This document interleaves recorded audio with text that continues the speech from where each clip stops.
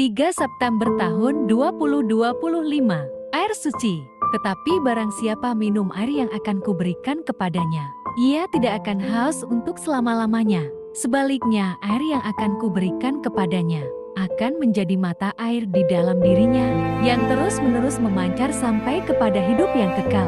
Yohanes pasal 4 ayat 14. Di dunia ini tidak ada yang dapat memberikan manusia kepuasan yang bersifat kekal. Segalanya itu hanya sementara, hanya untuk beberapa saat lamanya. Setiap orang merindukan pencapaian yang sempurna.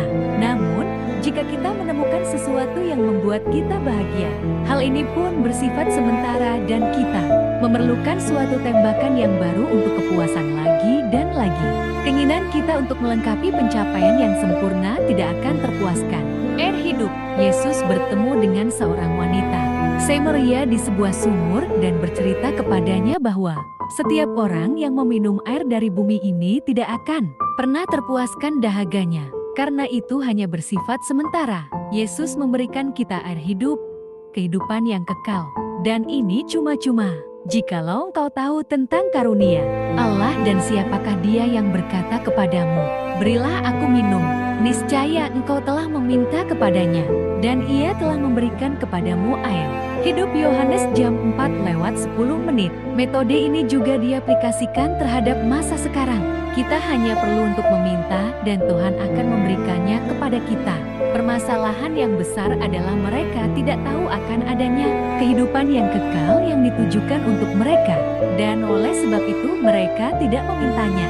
Namun, jika kita memintanya, Tuhan akan memberikannya dengan cuma-cuma sebagai hadiah. Hadiah kehidupan yang kekal. Kita dapat menerima hidup ilahian melalui kelahiran kembali. Kehidupan yang kekal itu merupakan sebuah anugerah pemberian dari Tuhan. Yesus berbicara tentang pemberian dari Tuhan. Kita tidak perlu melakukan apapun juga selain menerimanya saja.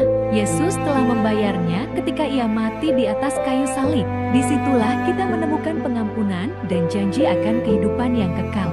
Pemberian itu adalah satu-satunya kebenaran, kepuasan manusia yang kekal yang dapat dicapai secara spiritual. Inilah air hidup yang Yesus katakan tentangnya. Yesus adalah mata air yang adalah air hidup, yaitu Roh Kudus yang mengalir di dalam kita